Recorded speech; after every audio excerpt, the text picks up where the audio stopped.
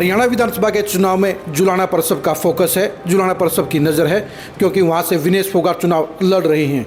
विनेश फोगाट देश की बड़ी सेलिब्रिटी हैं, इंटरनेशनल खिलाड़ी हैं। ऐसे में विनेश फोगाट के चुनाव को लेकर सबकी नज़र है कि विनेश फोगाट इस सियासी दंगल की एंट्री पर क्या करेंगी।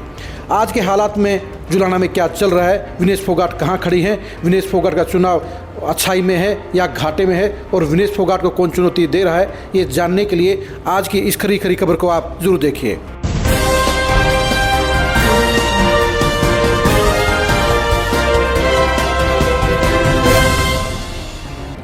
विनेश फोगाट बड़ी धूमधाम के साथ चुनावी सियासत में उतरी हैं और पहले ही झटके में वो विधायक बनने के लिए मैदान में उतरी हुई हैं। लेकिन विनेश फोगाट के लिए जो हालात आज से 20 दिन पहले थे वो किसी भी सूरत में आज हरगिज नहीं हैं। 20 दिन पहले जब नॉमिनेशन के लिए विनेश फोगाट आई थी तो 30 से 40 हज़ार वोटों से वो आगे नज़र आ रही थी। लेकिन 20 दिन के बाद आज हालात बदल गए हैं, माहौल बदल गया है, समीकरण बदल गए हैं और विनेश फोगाट महज 8 से 10 हज़ार वोटों की लीड पर अटक गई हैं। आखिर क्या कारण है कि विनेश फोगाट का चुनाव बिगड़ा है? इसका कारण है विनेश फोगाट की गलत रणनीति। विनेश फोगाट ने जिस बड़े धूम धड़ाके के साथ चुनाव प्रचार शुरू किया था वो गलत ट्रैक पर चला गया। वो सिर्फ एक दिशा में चला, जिसके वजह से एक बिरादरी में तो उनका डंका बजा है, लेकिन बाकी की बिरादरियों में उनके लिए रास्ता तंग हो गया है। यही वजह है कि उनका चुनाव फंस गया है और बीजेपी के प्रत्याशी कैप्टन योगेश बैरागी के लिए जीत के चांस खुल गए हैं। यानी गोल्डन चांस को मिस करने का काम कहीं न कहीं विनेश फोगाट कर रही हैं। विनेश फोगाट की गलती का भरपूर फायदा उठाने का काम योगेश बैरागी कर रहे हैं।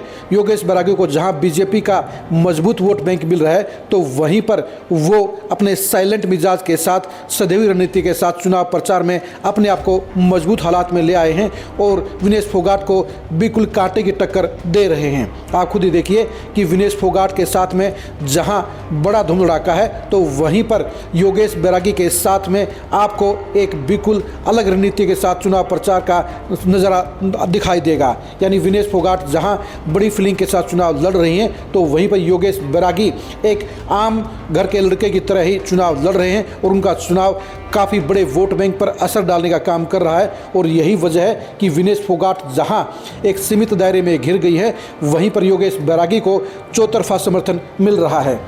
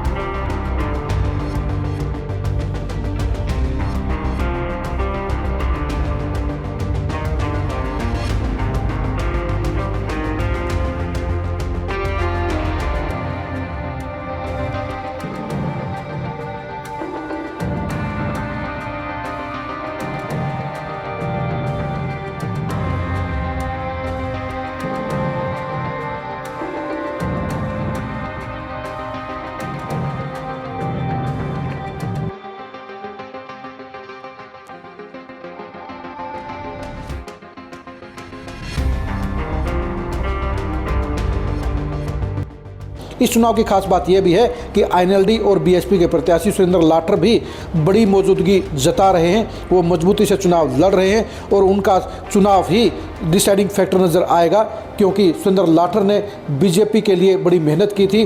वो पिछले 5 साल से चुनाव की तैयारी कर रहे थे, लेकिन टिकट नहीं मिलने पर वो INLD के टिकट पर चुनाव लड़ रहे हैं और उनका चुनाव ही कहीं ना कहीं एक ऐसे डिसाइडिंग फैक्टर बन गया है जो विनेश फोगाट को नुकसान कर रहा है और योगेश बैरागी को फ़ायदा दे रहा है।